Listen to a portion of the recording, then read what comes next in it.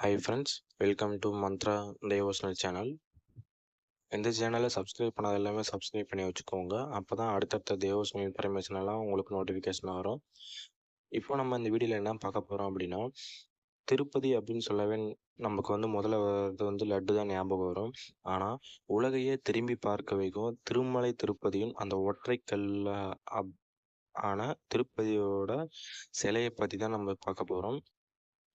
திருமலை திருப்பதி ஏழுமலையான் சிலையில் மெய்சிலிர்க்க வைக்கும் பல்வேறு ரகசியங்கள் இருந்தாலும் அவை என்னென்ன என்பதை தெரிஞ்சு நான் உங்களுக்கு சொல்கிறேன். திருப்பதி கோயில் குறித்து ஏராளமான ரகசியங்கள் இருக்குது. அதில் ஒன்று தான் திருமலை திருப்பதியில் மூலஸ்தானத்தில் இருக்க அந்த பெருமாளோட சிலை.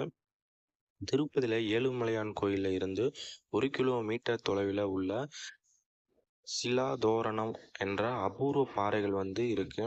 இந்த பாறையை நம்ம திருப்பதியை பஸ்ஸில் போகும்போதும் அதாவது திருப்பதியிலிருந்து திருமலைக்கு போகும்போது பாத யாத்திரையாக போகும்போதும் சரி அல்லது பஸ்ஸில் போகும்போதும் சரி அருகில் தெரிகிற மலைகளில் சில இடத்துல இந்த மாதிரி பாறைகளை நம்ம பார்க்கலாம். இந்த பாறைகளோட வயது சுமார் 250 கோடி ஆண்டுகளாக இருக்கலாம் அப்படின்னு சொல்கிறாங்க. ஏழுமலையானின் திருமேனியும் இந்த பாறைகளும் ஒரே விதமானவை அப்படின்னு சொல்கிறாங்க. எந்த கருங்கல்லிலும் சிலை செய்தாலும் எங்கேயாவது ஒரு இடத்துல சிற்பியின் உளி இருக்கும். அதுபோல் உலோக சிலையாக இருந்தாலும் உருக்கி வார்த்த இடம் தெரியும். ஏழுமலையான் திருவுருவ சிலையில் அப்படி எதுவுமே அடையாளம் தெரியவில்லை. எந்த கருங்கல் சிலையை எடுத்துக்கொண்டாலும் சொரசொரப்பாக இருக்கும். ஆனால் ஏழுமலையானின் திருமேனி மெருகு போடப்பட்டது போல் இருக்குது. அவரது விக்கிரகத்தில் காதணிகள், புருவங்கள், நாகாபரணங்கள் எல்லாமே புத்தம் புதுசு போலவே பளபளப்பாகவும் இருக்குது. ஏழுமலையான் சிலைக்கு தாடையில் இன்றளவும் இரத்தம் கசிந்து வருவதாகவும் அவரது உருவச் சிலைக்கு பச்சை கற்பூரம் பூசப்படுவதாகவும் சொல்கிறாங்க. இது ஒரு ரசாயனம் ஆகும். இதை கருங்கல்ல தடவினா கருங்கல்லே வெடித்துடும். ஆனால் இந்த சிலாதாரண பாறையில் இதை தடவினாலும் பாறைகள் வெடிப்பதில்லை. ஏழுமலையான் சிலைக்கு ஆண்டுதோறும் இதை பூசுகிறாங்க. ஆனாலும் அபிஷேகம் முடிந்தவுடன் ஏழுமலையானுக்கு வியக்குது. இதை அடுத்து பட்டு பீதாம்பரத்தில் பட்டர்கள் ஒற்றி எடுப்பாங்க. அதுபோல் தினமும் அபிஷேகம் செய்வதற்கு முன்னர் நகைகளை கழற்றும் போது ஆபரணங்கள் எல்லாம் சூடாக இருக்குமா. திருப்பதியில் உள்ள சமையல் கட்டு பெரியது. ஆனாலும் அபிஷேகம் முடிந்தவுடன் ஏழுமலையானுக்கு வியர்க்கிறது. இதையடுத்து பட்டு பீதாம்பரத்தில் அங்கே இருக்க புரோகிதர்கள் எல்லாமே அதை ஒத்தி எடுக்கிறாங்க. அதே போல் தினமும் அபிஷேகம் செய்வதற்கு முன்னர் நகைகளை கழற்றும் போது ஆபரணங்கள் எல்லாம் சூடாக இருப்பது முக்கியம்.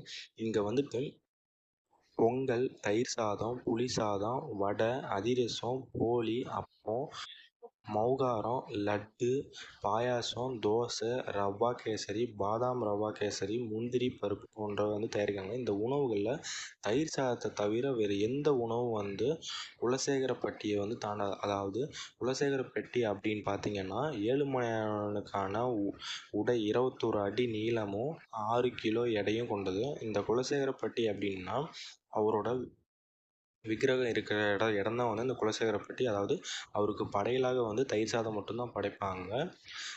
அதுக்கப்புறம் பட்டு பீதாம்பரத்தை கடையில் வாங்க முடியாது. திருப்பதி தேவஸ்தான அலுவலகத்தில் 12,500 நம்ம செலுத்தணும். அதாவது அவருக்கு நம்ம ஆடை செலுத்தணும் அப்படின்னா இதுக்கும் வாரத்தில் வெள்ளிக்கிழமை மட்டும்தான் வஸ்திரம் சாத்துவாங்க. பணம் செலுத்தியவர்கள் வஸ்திரம் சாத்துவதற்கு 3 ஆண்டுகள் நம்ம வெயிட் பண்ணணும் அப்படிங்கிறாங்க. அதாவது சில ரூல்ஸ் எல்லாமே அங்கே இருக்குது. என்ன அப்படின்னு பார்த்தீங்கன்னா நம்ம திருமலை திருப்பதி தேவஸ்தானில் இருக்கிற விக்கிரகத்துக்கு நம்ம பட்டு பீதாம்பரம் சாத்தணும் அப்படின்னா முன்கூட்டியே நம்ம புக் பண்ணணும். அப்படியே புக் பண்ணாலும் அது 3 வருஷம். ஏன்னா லட்சக்கணக்கான பேர் புக் பண்ணியிருக்காங்க. திருப்பதியில் உள்ள ஓவியங்கள் எல்லாம் பார்த்தீங்க அப்படின்னா 300 ஆண்டுகள் பழமையானவை. ஏழுமலையானுக்கு வெள்ளிக்கிழமையில் வில்வ இலை அர்ச்சனை செய்யப்படுது. இது தவிர மார்கழி மாத அர்ச்சனைக்கும் வில்வம் உபயோகப்படுத்துகிறாங்க. சிவராத்திரி அன்னைக்கு சேத்திர பாலிகா என்ற உற்சவம் நடக்குது. அபிஷேகத்தின் போது ஏழுமலையான் தனது 3வது கண்ணை திறக்கிறார் அப்படிங்கிற ஒரு ஐதீகம் இருக்குது.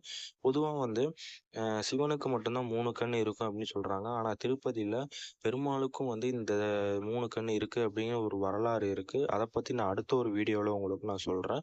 இப்போ வந்து இந்த இனிமே வந்து திருப்பதி போனீங்க அப்படின்னா வெறும் கோயிலை மட்டும் தரிசிக்கவும் லட்டுக்காக மட்டும் போகாதீங்க.